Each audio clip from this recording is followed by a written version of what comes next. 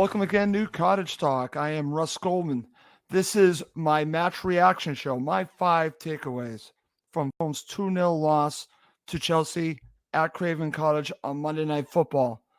It's been a few days, so I wanted to give myself a little bit to calm down and be able to reflect a little bit more on what happened on Monday night. But basically, and I'll be going through this in about the next 15 to 20 minutes, it was an embarrassing display by Fulham Football Club, a missed opportunity against a club that had so many injuries, suspensions, and that was on display, and you did not take that opportunity to pounce. Instead, you let Chelsea get better here by getting all 3 points. It was an opportunity to actually put some distance between you and Chelsea, and it went in the opposite direction. And there are reasons for that, and I'll share that in this episode. Very disappointing.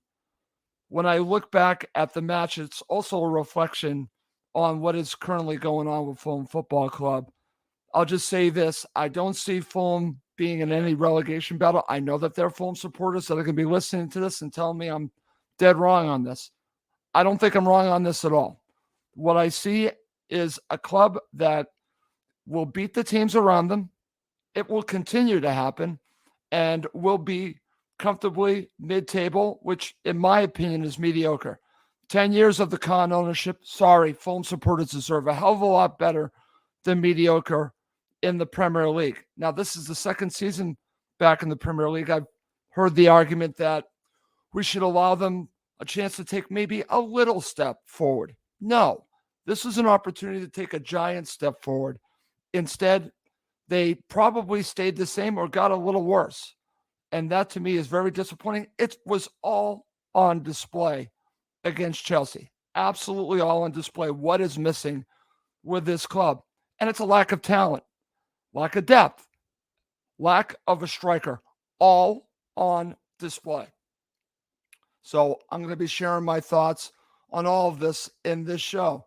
As always, please do subscribe on YouTube and Apple Podcasts. It does help other Fulham supporters find us.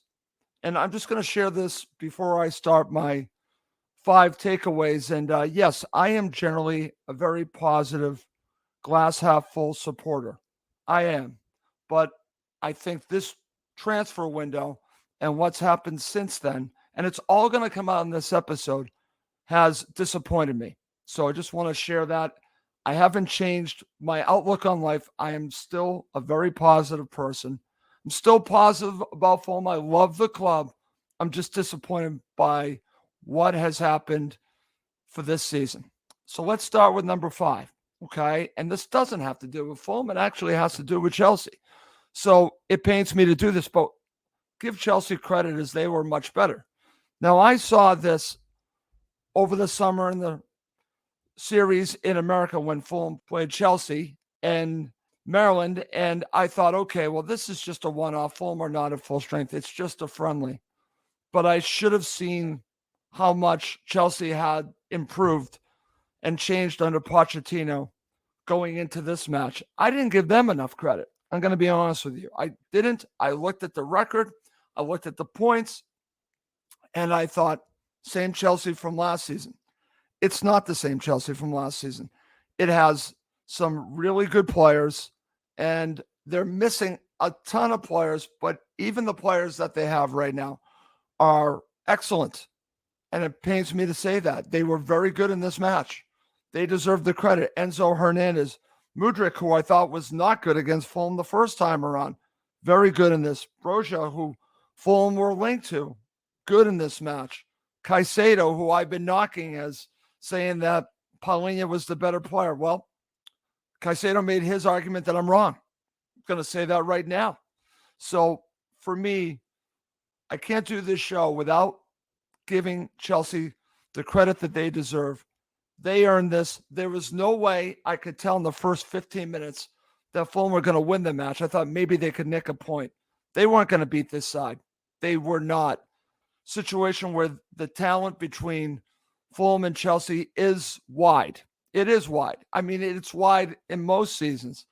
But I thought Fulham had made up for it and the way that they play, but they could not get that gap close enough to get all 3 points. They will be competitive, in my opinion, against the majority of the clubs in the Premier League, but when they play against really good clubs, and I think Chelsea will eventually be in the top 6, top 7, then I think they're going to struggle. I think they're going to be able to compete, but they're going to really have a hard time beating a team like Chelsea, just like they did against Arsenal at Craven Cottage last season. It's really the same thing.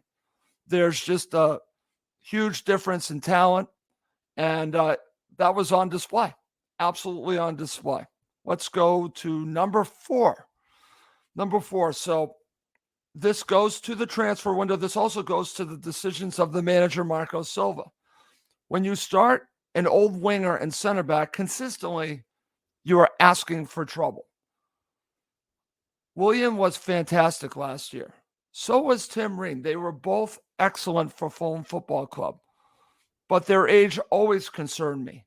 I was not against having either one of them back, but I was a little bit concerned about starting Tim Ream.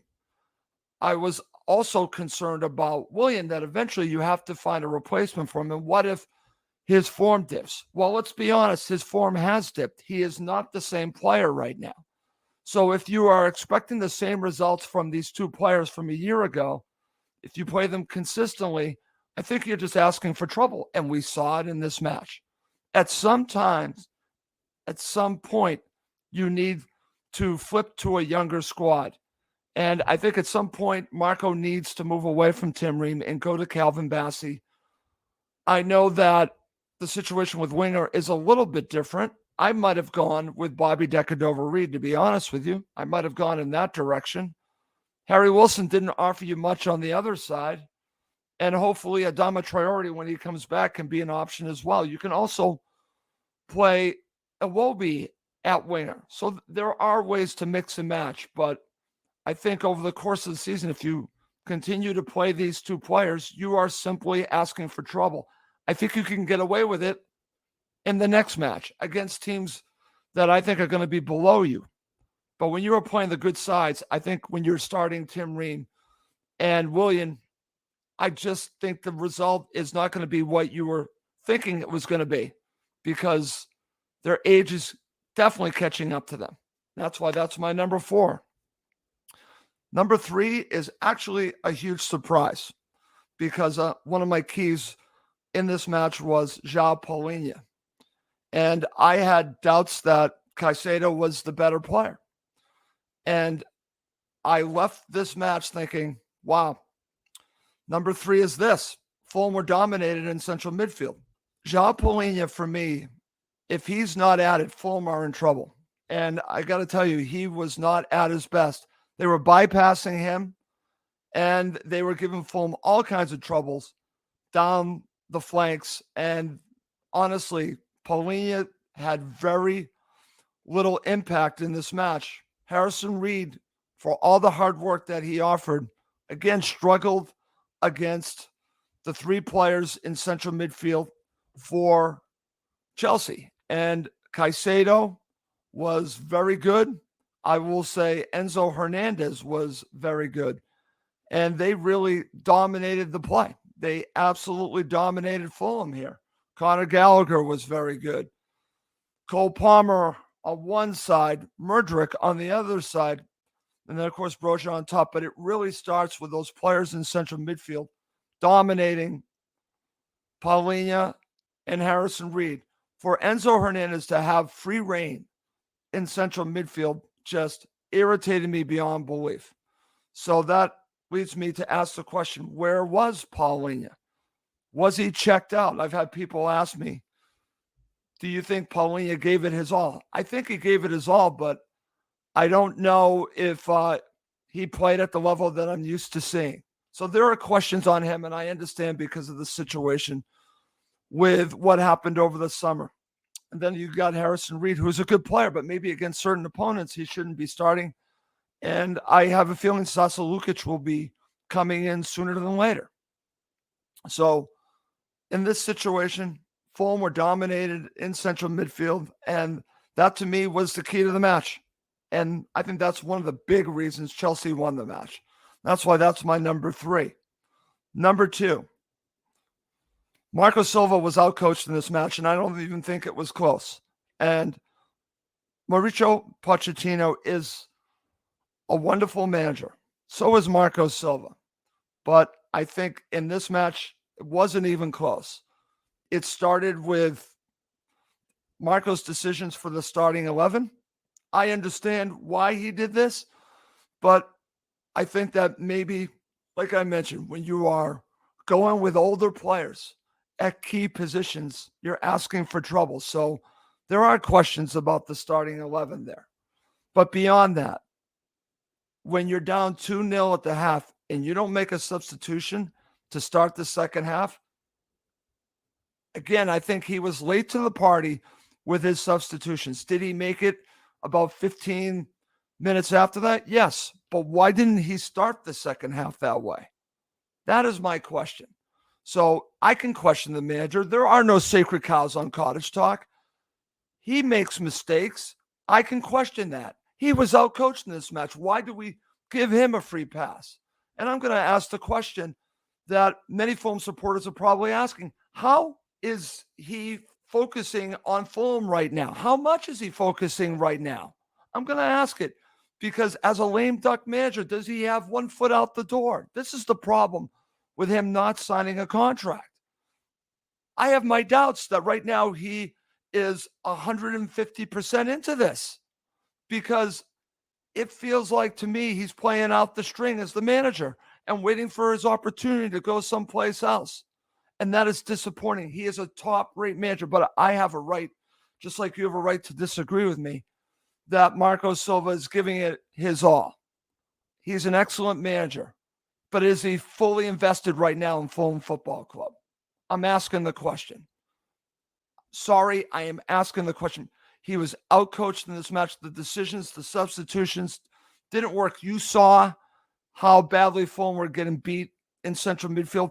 Marco Silva just does what he does. He doesn't change anything up. He doesn't change formations. And that to me, again, sometimes I think you need to change things.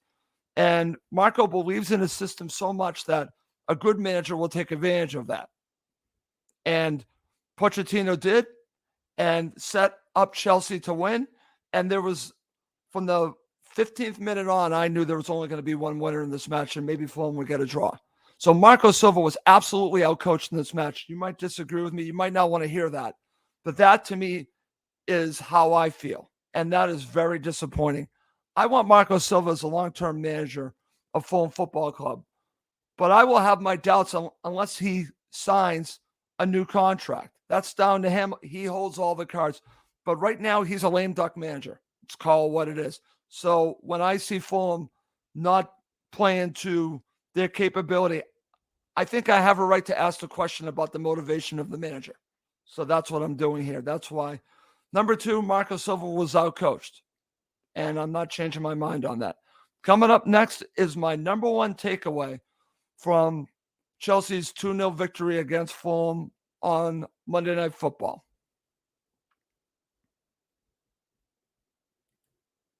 Okay, to end the show, I'm going to give you my number 1 takeaway. And I actually tweeted this right after the match, and I got a lot of comments on this, positive and negative. And I appreciate everyone's comments because that's what it's about. It's just an opinion. This is my opinion. You're entitled to your opinion. We're going to disagree. But in the end, we're all Fulham supporters, and we want Fulham to do well. That's the bottom line. I have my views. You have yours. That's what makes the world go around. So my number 1 takeaway from this 2-0 loss for Fulham against Chelsea is this: the embarrassing end of the transfer window for Fulham on full display at Craven Cottage. That's my number 1 takeaway. And honestly, do I have to say anything more? Because the transfer window really showed itself in this match. When you have Raul Jimenez, who is trying his best at 32 years old, different type of striker than Mitro, and you don't bring in a top flight striker to replace Mitro, that to me is really an issue. And it was on display because Fulham were toothless going forward. Yes, they made the change to Carlos Vinicius, but he, let's be honest, is not a starter in the Premier League as a striker. He can fill in. He can fill in for several matches, but he will not be a top flight striker. It's just not in his DNA. He's a decent striker. He's maybe a little average, and that's not bad to be average. He's an average player, but you need a clinical striker. And the thing about it is, when I look at a team last season like Wolves, this is the problem Wolves were having, finding a striker. Now it's Fulham's problem. And they're using Raul Jimenez to try to fix the problem. And unfortunately, right now, Jimenez is not able to score the goals. He's not. And that, to me, is an issue. And it was on full display at Craven Cottage in front of a worldwide audience. And it goes beyond that. It's also lack of talent for Fulham Football Club. Now, they've added a lot of depth. They've added some talent, some good players. Where are the Paulinho-level players in the transfer window? I don't think they added one. You can make the argument that maybe Castagna, maybe Iwobi, possibly Calvin Bassey. But I'm not sure they are at the Paulinho level. They needed a player at that level, and maybe two or three. They didn't do it. I believe they were not under any FFP constraints going into this transfer window. So the question is, why didn't they? And that, to me, is the disappointing part of this match. It was on full display at Craven Cottage. What you saw was a club that has basically taken the attitude of, we are content being in mid-table mediocrity. We're not going to kick on. We won't be in a relegation battle. Sorry, I'm going to say that again. I don't believe that at all. They have enough talent to stay in the league comfortably. I will say this, though. This is the caveat to this. They would be in a relegation battle if Marco Silva leaves. And that goes back to my whole rant about Marco Silva and his lame duck status. If he leaves, everything changes. And yes, they would be in a relegation battle. But if he is at Craven Cottage the entire season, then no, they won't be. But it shows, unfortunately, the players that they brought in, and also allowing Paulinho to go to Bayern Munich, and also to let Mitro go, and this doesn't get talked about, and not find a striker of his level. Please don't tell me that it was Raul Jimenez. That was a stopgap. We're finding that out. On his level, playing on that level, they did not do that. So to me, it shows complete lack of ambition, all on display in this match. Very disappointing. And as I mentioned, I'm a very positive person, but this match really upset me. And I will continue to follow Fulham Football Club, continue to love Fulham Football Club. And they're going to win their matches. They're going to be comfortable. Like I said, unless Marco Silva leaves, they will be fine. But fine's not good enough for me after 10 years of the ownership of the Cons. It's not good enough. Sorry. The Fulham supporters deserve better. They deserve ambition, which they are lacking right now. And that's how I'm going to end the show. As always, please do subscribe on YouTube and Apple Podcasts. It does help other Fulham supporters find us. Well, that's going to do it for this episode. My name is Russ Goldman. Thank you as always for watching and listening to Cottage Talk, part of the talkSPORT Fan Network.